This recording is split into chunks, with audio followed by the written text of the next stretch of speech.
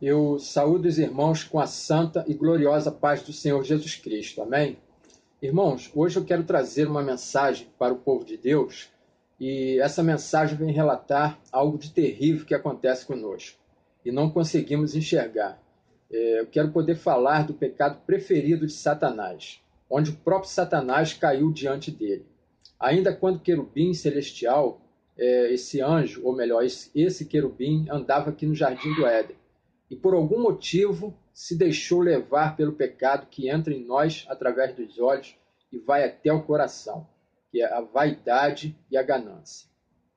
Vamos fazer a leitura da palavra de Deus, que está no livro de Isaías, capítulo 14, versículo 12 até o 14.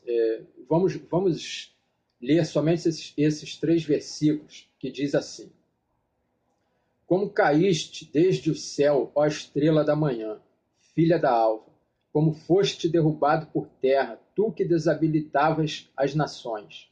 E tu dizias no teu coração: Eu subirei ao céu, acima das estrelas de Deus, exaltarei o meu trono, e no monte da congregação me assentarei. Aos lados do norte, subirei sobre as alturas das nuvens, e serei semelhante ao Altíssimo. Amém? Irmãos, esse querubim celestial, ele foi criado para trazer os mais belos e perfeitos louvores a Deus. Deus, quando cria esse querubim, que na verdade hoje conhecemos como Satanás, Deus cria um anjo de luz e som. Porém, Deus coloca neste querubim algo de extraordinário, que é o poder da adoração. Ele também vivia aqui na terra, no jardim de Deus, o jardim do Éden. Se olharmos para a palavra escrita em Ezequiel 28, esse querubim era o mais belo de todos, pois foi o único ao qual Deus cobriu com todas as pedras preciosas e colocou nele a obra do tambor e do pífaro. Ou seja, os dons, os sons desses 2 instrumentos. Ele passeava por pedras afogueadas, pedras essas que, como falou o profeta Isaías, são pedras afogueadas do seu santo templo.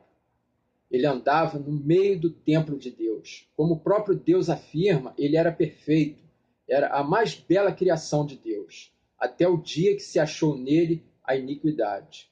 Aqui, por alguma razão, ele se deixou levar pelo pecado que nos assombra. E mesmo sabendo que é pecado, cometemos sem enxergar, sem notarmos que estamos seguindo os desejos dos olhos, a vaidade e a ganância. Mas hoje eu quero poder falar desse assunto, para que possamos estar atentos a este pecado mortal. Afinal de contas, ele certamente nos impedirá de alcançarmos a vida eterna. Por que a vaidade? Por que a ganância?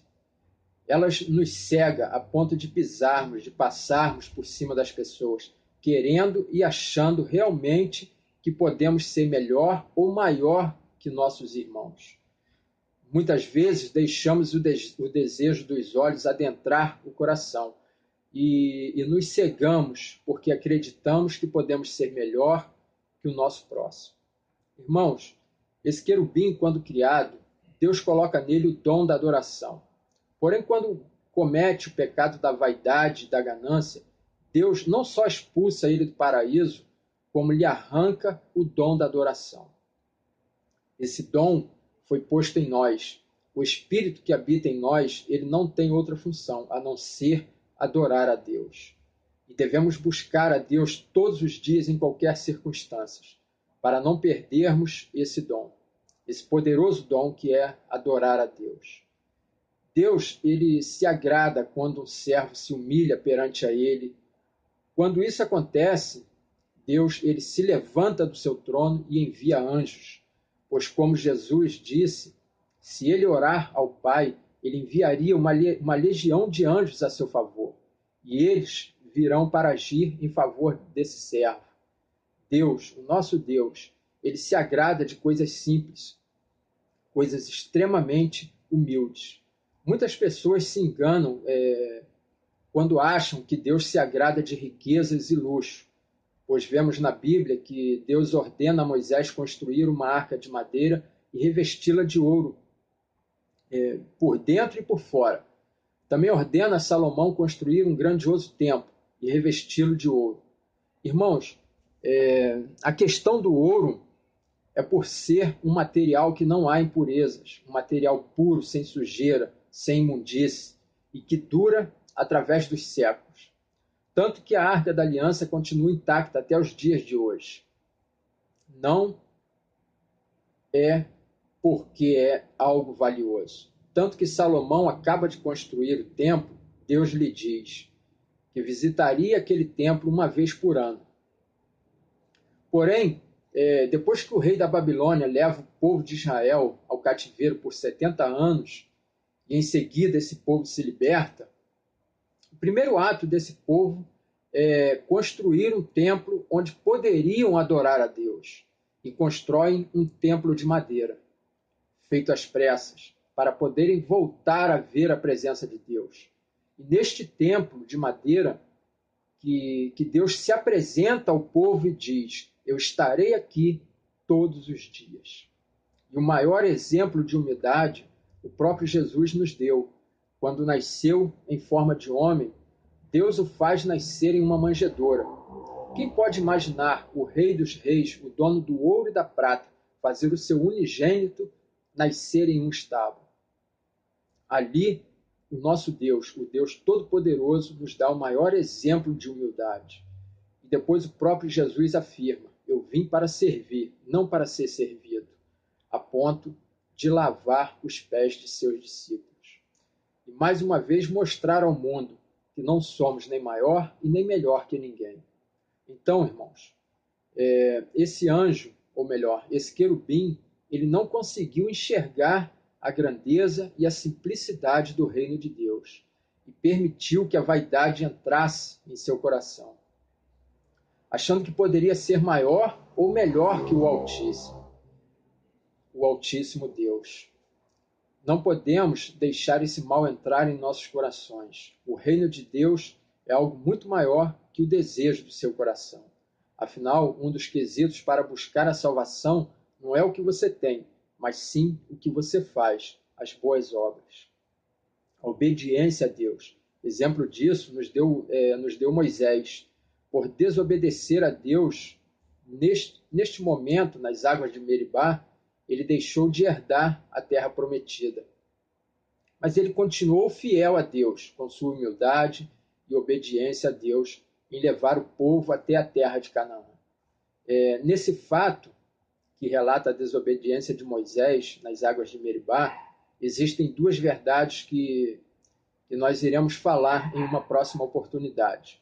Eu vou trazer uma próxima mensagem falando de Moisés, falando praticamente especificamente desse ponto onde Moisés é desobediente a Deus. E aí nós vamos de encontro a duas verdades que estão na Bíblia, que Deus nos mostra essas duas verdades.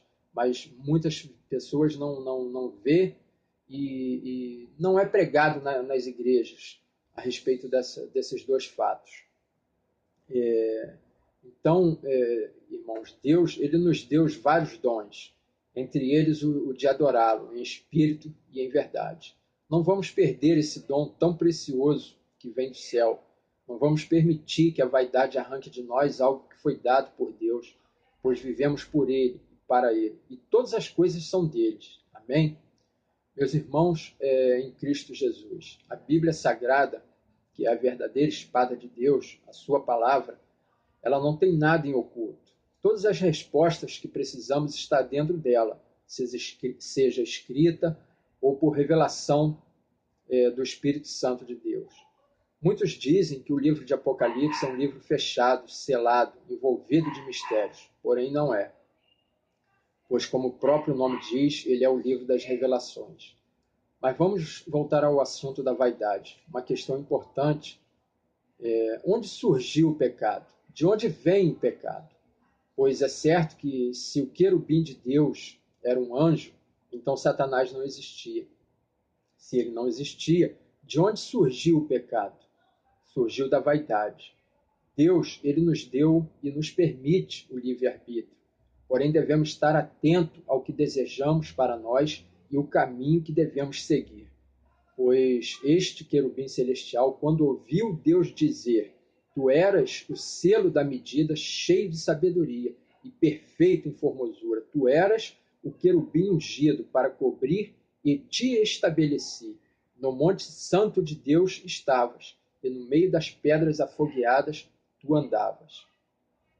Aqui, esse querubim deixou a vaidade entrar dentro dele e achou que poderia ser maior que Deus. Aqui nasce o pecado preferido de Satanás. Irmãos, Deus, ele não nos dá nada de graça. O que ele nos pede é o sacrifício. E sacrifício não é algo que queremos fazer, mas o que precisamos fazer. Ninguém se sacrifica porque quer, mas porque precisa. E um dos grandes sacrifícios é negar-se a si mesmo todos os dias. Negar o desejo da carne todos os dias, e negar o desejo da carne é não permitir que a vaidade entre dentro de nós.